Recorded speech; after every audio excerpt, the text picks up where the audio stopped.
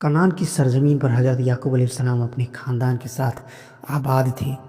ان کے کئی بیٹے تھے مگر ان میں ایک بیٹا ایسا تھا جس کی صورت میں معصومیت اور پیشانی پر نور جھلکتا تھا۔ وہ تھے حضرت یوسف علیہ السلام۔ ایک رات کم سینی کی عمر میں یوسف علیہ السلام نے عجیب اور غیبی خواب دیکھا۔ صبح ادب سے اپنے والد کے پاس آئے اور عرض کیا، اے میرے ابا جان، میں نے دیکھا کہ 11 ستارے، سورج اور چاند مجھے سجدہ کر رہے ہیں۔ حضرت یعقوب علیہ السلام سمجھ گئے کہ یہ معمولی خواب نہیں بلکہ بلندی قوم اور اللہ کی خاص عنایت کی نشانی ہے۔ انہوں نے تاکید کی، اے میرے بیٹے، اپنا یہ خواب بھائیوں سے بیان مت کرنا، کہیں وہ حسد میں آ کر تمہارے خلاف سازش نہ کریں۔ بھائیوں کے دل میں جلن تھی۔ انہوں نے مشورہ کیا اور آخرکار فیصلہ کیا کہ یوسف علیہ السلام کو کسی گہرے کنویں میں ڈال دیا جائے۔ جنگل میں لے جا کر بے رحمی سے انہیں کنویں میں ڈال دیا گیا۔ اندھیرا، تنہائی، ڈر، مگر اسی وقت اللہ کی طرف سے دل میں تسلی آئی، گھبراؤ مت، ایک دن تم انہیں ان کے اس کام کی خبر دو گے۔ بھائیوں نے جھوٹا خون لگا کر کرتا لا کر کہا کہ بھیڑیے نے کھا لیا۔ حضرت یعقوب علیہ السلام نے کرتا دیکھا، وہ صحیح سلامت تھا، مگر انہوں نے فرمایا، خوبصورت، صبر کروں گا۔ مفسرین بیان کرتے ہیں کہ یوسف علیہ السلام اپنے والد سے لگ بھگ 30 سے 35 سال الگ رہے۔ کچھ روایتوں میں 40 سال تک کا بھی ذکر ملتا ہے۔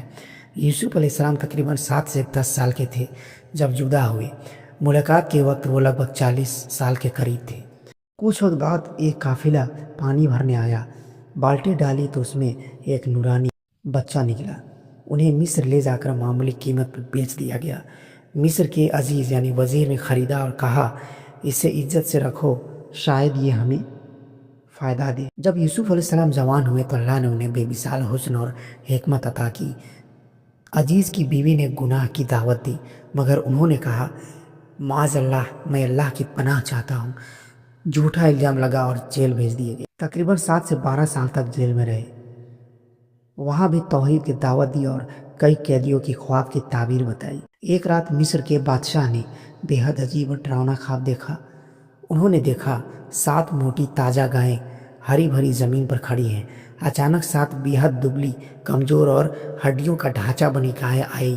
وہ دبلی گائیں ان موٹی گایوں کو نگل گئی مگر خود دبلی ہی رہیں۔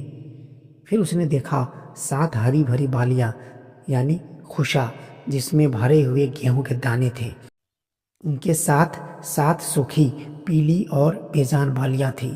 سوکھی بالیاں ہری بالیوں پر چھا گئیں۔ بادشاہ گھبرا اٹھا۔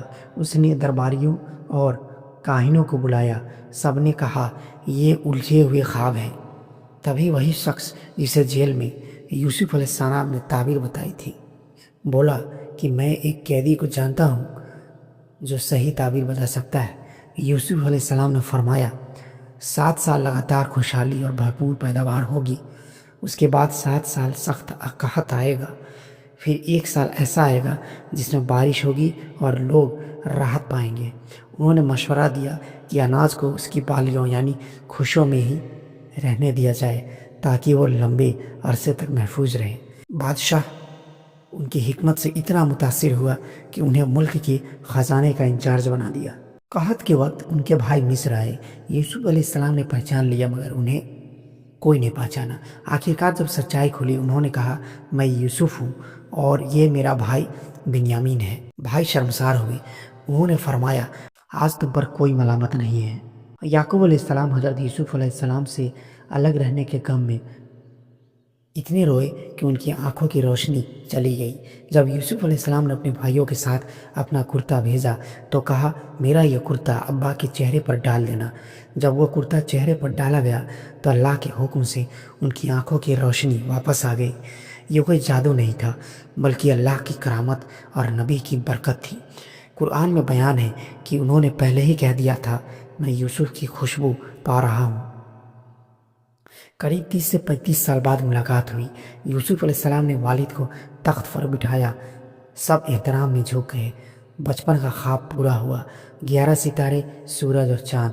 انہوں نے دعا کی، اے میرے رب، تو نے مجھے حکومت دی اور تعبیر خواب سکھائی، مجھے اسلام پر قائم رکھنا۔